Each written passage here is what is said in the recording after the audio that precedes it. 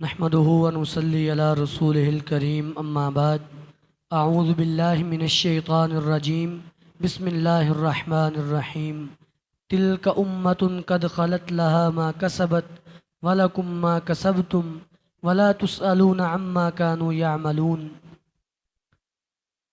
حضرت امیر معاویہ رضی اللہ تعالی عنہ ان کی ہستی کسی تعارف کی محتاج نہیں ہے، ان کے فضائل، ان کا نبی علیہ الصلاۃ والسلام سے تعلق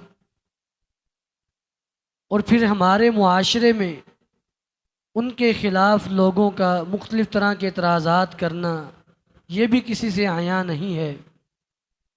حالانکہ حضرت امیر معاویہ رضی اللہ تعالیٰ عنہ ایک متفقہ شخصیت ہیں جن کو اختلافی بنانے کی کوشش کی جا رہی ہے، ان پر مختلف قسم کے اعتراضات کیے جاتے ہیں۔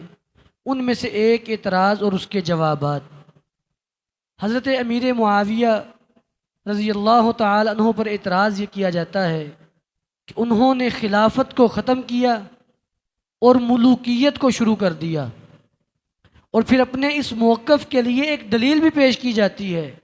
جامع ترمذی کی حدیث، وعن سفینۃ رضی اللہ تعالی عنہ قال قال رسول اللہ صلی اللہ علیہ وسلم الخلافۃ فی امتی 30 سنہ، کہ نبی علیہ الصلاۃ والسلام نے فرمایا میری امت کے اندر خلافت 30 سال تک رہے گی۔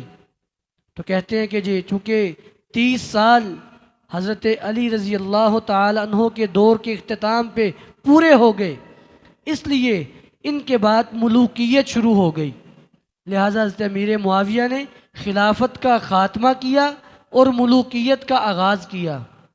یہ اعتراض کیا جاتا ہے، اور اس پہ مستقل ایک کتاب بھی موجود ہے خلافت و ملوکیت کے نام سے۔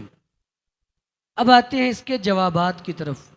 اس بات کے میں 4 جواب دوں گا۔ پہلا جواب، حضرت امیر معاویہ رضی اللہ تعالیٰ عنہ نے خلافت کو ختم کیا ہی نہیں ہے، تو پھر نبی علیہ الصلاۃ والسلام کی حدیث کا کیا مطلب ہے؟ نبی علیہ الصلاۃ والسلام کی حدیث کا مطلب خلافت راشدہ وہ 30 سال تک رہے گی، وگرنہ خود نبی علیہ الصلاۃ والسلام نے ان 30 سالوں کے بعد والے دور کو بھی خلافت کہا ہے۔ صحیح مسلم کی روایت، نبی علیہ الصلاۃ والسلام نے فرمایا لا یزال ھذا الدین عزیزا الی 12 خلیفۃ، یہ دین 12 خلفاء تک غالب رہے گا، 12 خلفاء، اور حضرت امیر معاویہ تو پھر 5ویں نمبر پہ ہیں، تو آپ نے فرمایا 12 خلفاء تک دین غالب رہے گا۔ اس کا مطلب کیا ہوا کہ 4 کے بعد بھی خلافت ہی ہے، وہ ملوکیت نہیں ہے۔ اور پھر مسند احمد کی روایت میں نبی علیہ الصلاۃ والسلام نے فرمایا کہ میرے بعد یہ دین کا معاملہ 12 خلفاء تک رہے گا، کلہم من قریش، اور سارے کے سارے قریش میں سے ہوں گے۔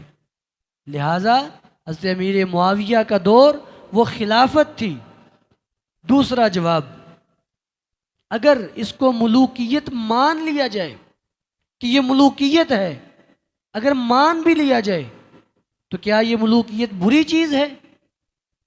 نبی علیہ الصلاۃ والسلام نے فرمایا، سلسلہ احادیث صحیحہ کی روایت، فرمایا کہ سیکون خلافت نبوت و رحمت ثم تکون ملک و رحمت، فرمایا کہ پہلے نبوت اور پھر رحمت والا دور ہوگا، اور بعد میں ملوکیت اور رحمت والا دور ہوگا، اس کے بعد جبری ملوکیت کا دور شروع ہوگا۔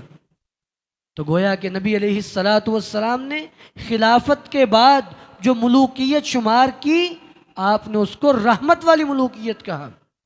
اور تیسرا جواب اس کا یہ کہ ملوکیت اللہ کے ہاں بری چیز نہیں ہے، اور تمہارے کہنے سے بھی بری نہیں ہو جائے گی، اور اس کی دلیل قرآن کریم میں اللہ رب العالمین نے حضرت داؤد علیہ السلام کے بارے میں فرمایا وَآتَاهُ اللَّهُ الْمُلْكَ، اللہ نے داؤد علیہ السلام کو ملوکیت عطا کی۔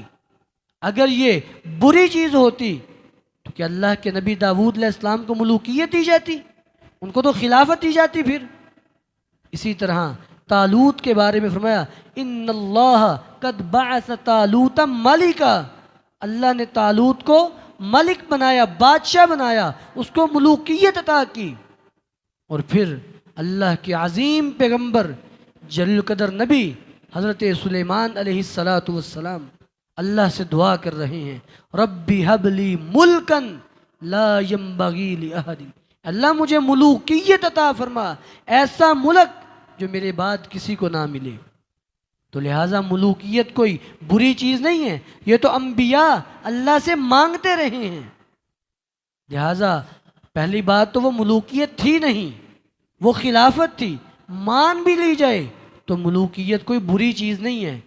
اور آخری چوتھا جواب، آپ کسی بھی مورخ کی تاریخ کی کتاب اٹھا کے دیکھیں، مورخین کی صرف فہرست ہی پڑھ لیں، پوری کتاب نہیں تو فہرست ہی پڑھ لیں، اس میں لکھا ہوگا کہ بھئی خلافت راشدہ، خلافت بنو امیہ، خلافت بنو عباس، ایسے ہی آخر تک خلافت عثمانیہ تک، اس کو خلافت کہا جاتا ہے نہ کہ ملوکیت کہا جاتا ہے۔ اللہ رب العالمین ہمیں کتاب و سنت کو صحیح معنوں میں سمجھنے کی توفیق عطا فرمائے۔ وآخر دعوانا ان الحمد للہ رب العالمین۔